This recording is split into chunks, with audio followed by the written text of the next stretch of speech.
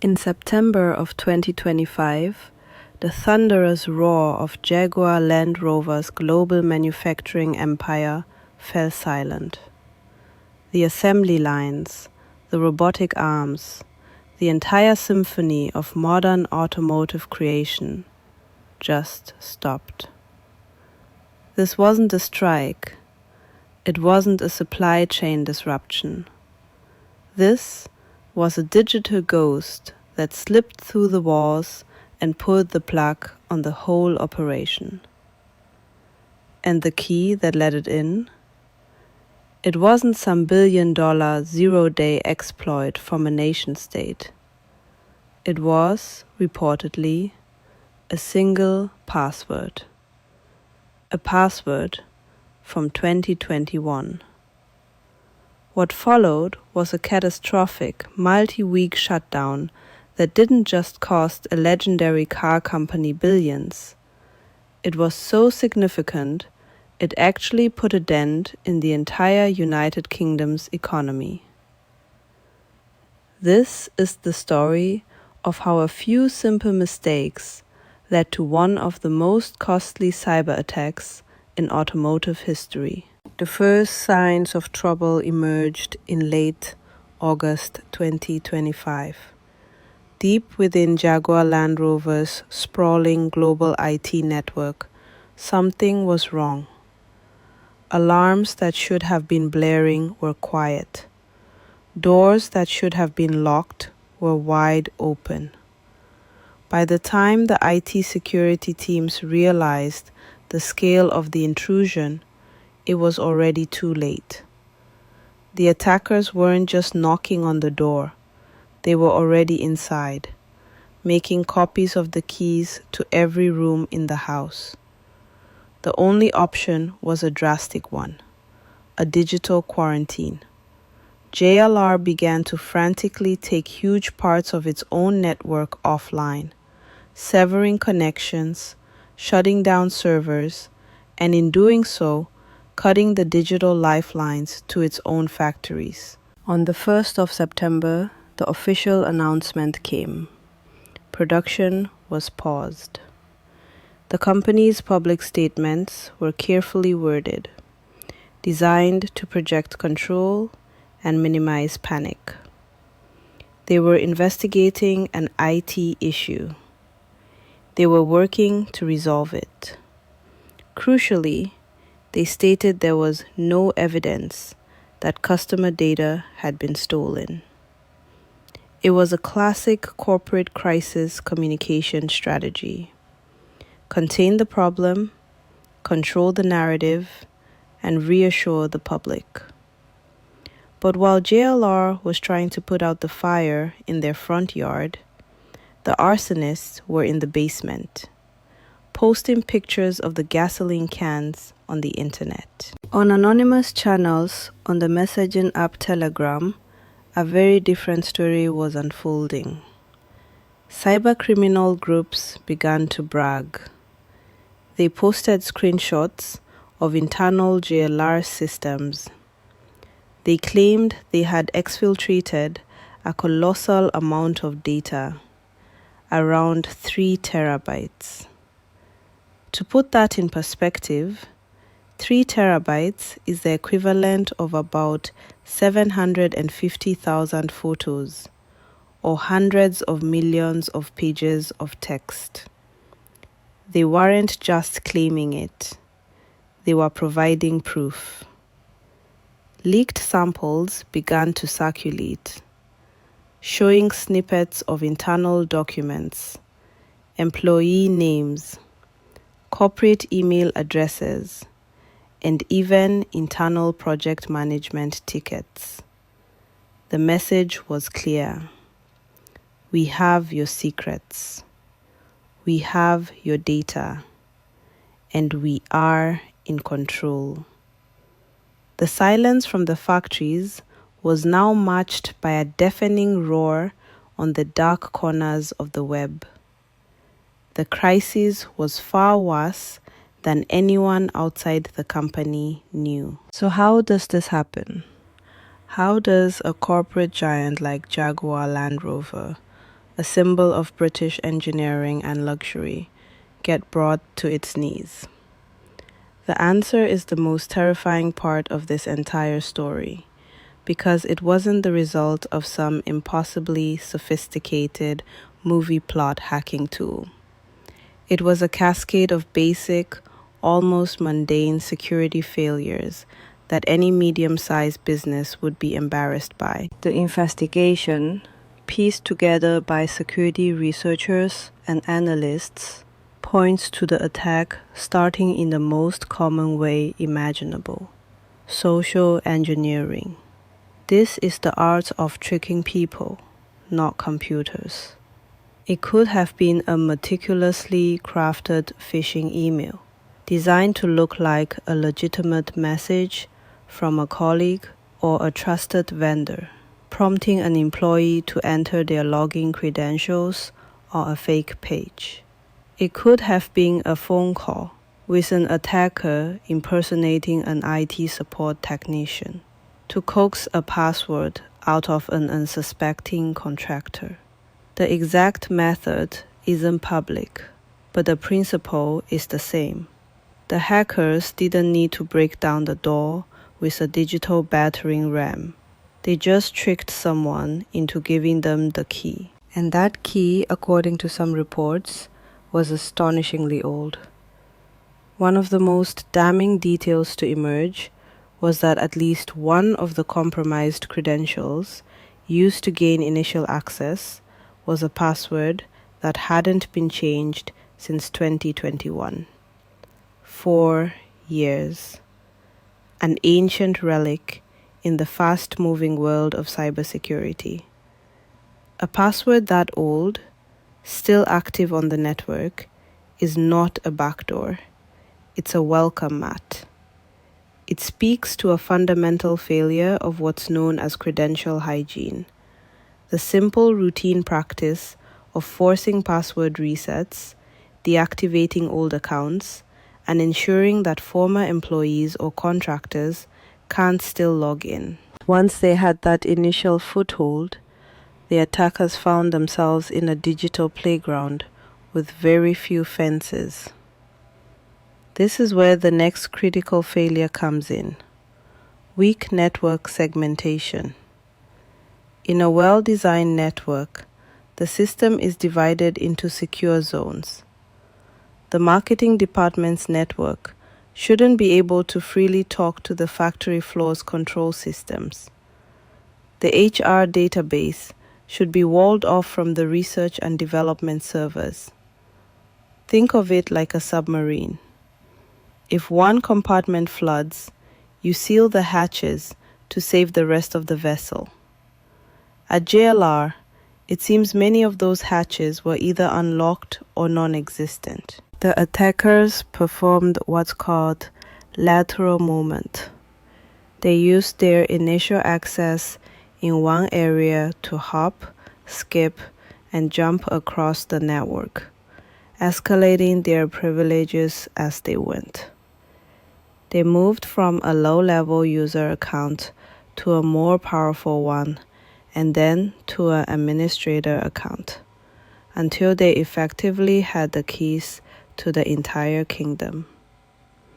They were able to wander from department to department, server to server, vacuuming up data as they went. This was made even easier by another problem: slow patching. Security analysts noted that the attackers exploited known vulnerabilities in cloud and database systems, flaws for which fixes or patches were already available. But for whatever reason, those patches hadn't been applied, leaving digital doors with broken locks just waiting to be pushed open. For weeks, the attackers had the run of the place. They explored the network, identified the most critical systems, and exfiltrated that massive 3 terabyte trove of data. They took their time. They were methodical. And once they had everything they wanted, they deployed their final weapon: This wasn't just a quiet data theft. They deployed destructive malware. Some have called it ransomware, but its purpose seems to have been pure disruption. This malware tore through JLR servers, crippling the very systems that control manufacturing, manage logistics, and run the production lines. This was the kill shot. It's why the factories went dark. The attackers didn't just steal the blueprints. They smashed the printing press on their way out. The simple, preventable intrusion had now escalated into a full-blown corporate catastrophe. The silence of the assembly lines was the most visible consequence, but the true damage ran much, much deeper. The fallout from this attack can be broken down into 3 cascading waves of disaster: the data, the money, and the trust. Let's start with the data. The 3 terabytes the hackers claimed to have stolen wasn't just a list of customer names and email addresses, though that was bad enough. The leaked samples showed this was the very soul of the company. They had source code. Think about that. The proprietary software that runs the complex systems in a modern luxury car, from the infotainment screen to the engine management. In the hands of a competitor, or just out in the open, that is a devastating blow. They had internal project notes from systems like Jira, which is used by developers to track tasks, bugs, and future plans. This is a roadmap to JLR's future products. It details their struggles, their innovations, their secret projects. It's like a rival sports team getting a copy of your entire playbook before the championship game. The leak also included sensitive employee and contractor information, names, email addresses, and other internal records. For those individuals, the breach meant a sudden, personal risk of being targeted by phishing scams, identity theft, and other forms of fraud. Their employer's failure had made them a target. This wasn't just an attack on a corporation. It was an attack on thousands of people. And this brings us to the second wave of damage, the trust. JLR's initial public statement, the one that said there was no evidence of customer data theft, quickly began to look less like cautious communication and more like a desperate attempt to downplay a disaster. As the hackers themselves leaked more and more proof, the company was forced to walk back its earlier claims and admit that, yes, some data had been compromised. This delay and lack of transparency drew heavy criticism. In the world of cybersecurity, how you respond to a breach is almost as important as the breach itself. A slow or misleading response can destroy public and customer trust that takes years, even decades, to build. JLR was now facing a crisis of credibility, on top of its operational and financial one. Investigations were launched by UK authorities, scrutinizing the company's compliance with data protection laws like GDPR, which mandate timely and accurate disclosure of breaches. The legal and regulatory storm was just beginning. Then there's the money.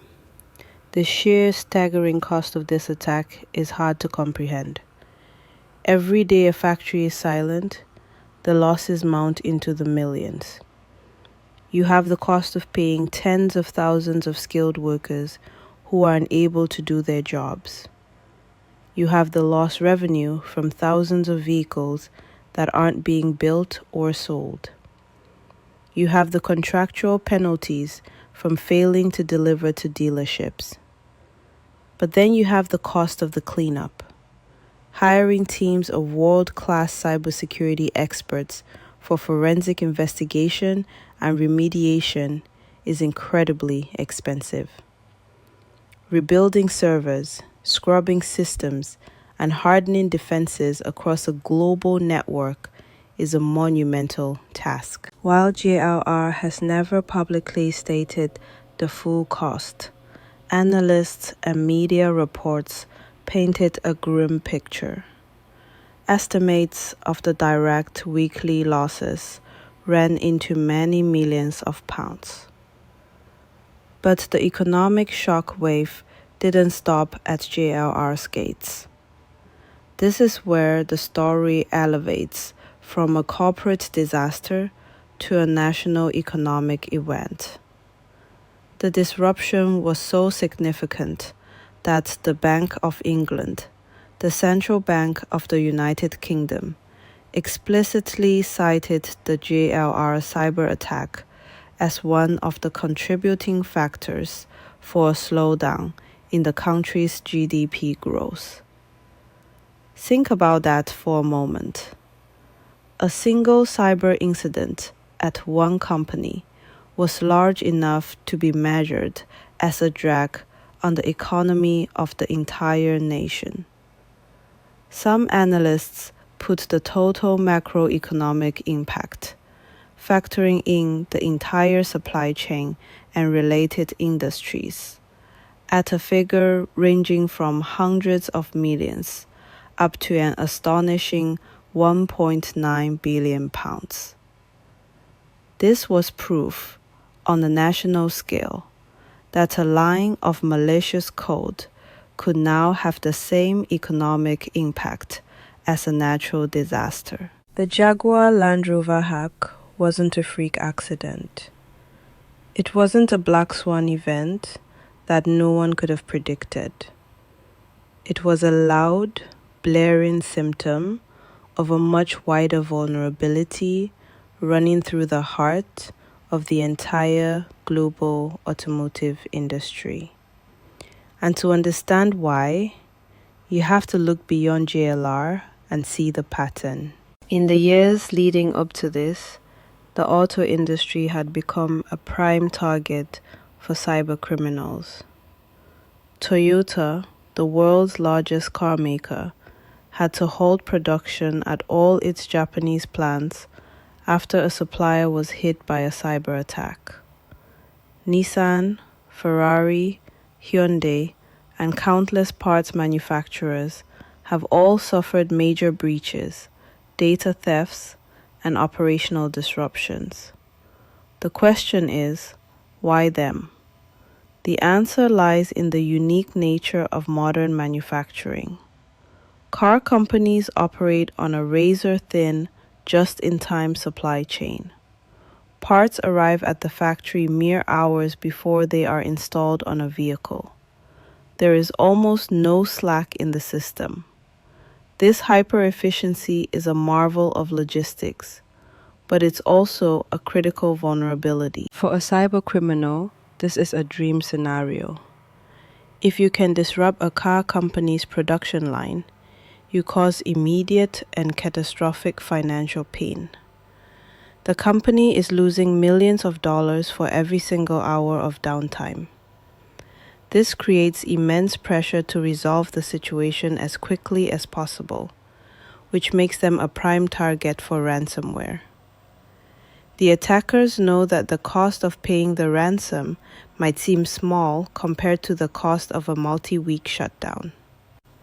The auto industry isn't just building cars anymore. They're running a high-stakes, time-sensitive logistics operation that is now deeply dependent on fragile IT systems. This dependency is a relatively new phenomenon, driven by something experts call IT-OT convergence. For decades, the world of information technology, your email, your corporate servers, your spreadsheets, was completely separate from the world of operational technology. The machinery, the robotic arms, the industrial controllers on the factory floor. OT systems were isolated, running on proprietary old school networks.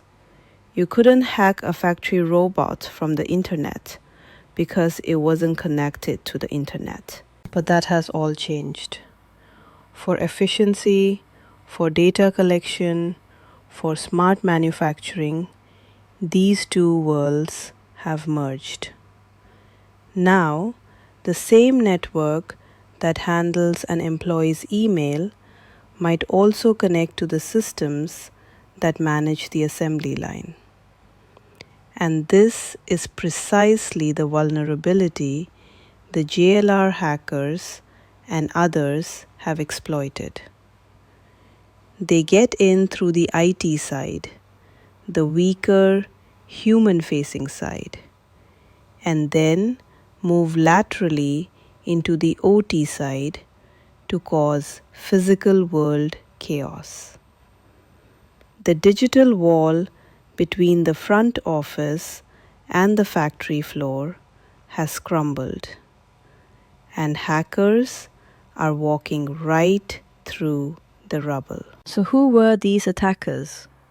While attribution in cyberspace is always murky, the evidence and online chatter pointed towards a loose, English-speaking criminal ecosystem. Names like Shiny Hunters, Lapsus, and Scattered Spider were all mentioned by researchers. These aren't sophisticated, state-sponsored spies engaging in geopolitical espionage. They are, for the most part, brazen, financially motivated, and often young cybercriminals. Groups like Lapsus became notorious for their chaotic, almost theatrical attacks on major tech companies, driven as much by notoriety as by money. They are opportunistic predators who have discovered that the automotive sector's combination of high value and high vulnerability makes it a perfect hunting ground. They didn't need a super weapon because JLR had left the door unlocked with an old password and a poorly segmented network. They just had to walk in. Even today, there are still open questions. Jaguar Land Rover never released a comprehensive, public, technical post-mortem of the attack. Much of what we know has been pieced together by external security firms, analysts, and the attacker's own leaks. The true, final cost to the company and the wider economy is still debated. But the lack of a full, transparent accounting from the company itself is part of the story, highlighting a corporate culture that often prioritizes image control over public accountability in the wake of a crisis. So what do we take away from the story of the silent factories?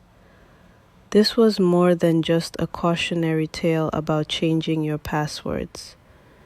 It was a defining moment that laid bare the profound fragility of our hyper-connected world. It showed that the line between the digital and the physical has been effectively erased. An intangible string of code born from a simple human error can cascade into a global manufacturing shutdown, costing billions of dollars and affecting the economic output of an entire nation. The systems that build our cars, manage our power grids, and deliver our goods are no longer isolated mechanical processes. They are vast, interconnected digital ecosystems, and they are only as strong as their weakest link. In this case, that link may have been a single, forgotten password from 4 years prior. The JLR hack is a stark warning that in the 21st century, the biggest threat to our most critical industries may not come from market competition or economic downturns, but from a shadowy group of criminals armed with a keyboard and a deep understanding of our own complacency. The roar of the factory can be silenced by a whisper on the network. What do you think is the biggest lesson from this massive breach? Was it the failure of technology or the failure of people? Let me know your thoughts in the comments below. And if you want to keep exploring the hidden vulnerabilities and fascinating stories from our modern technological world, make sure you subscribe and hit that notification bell. Thanks for watching.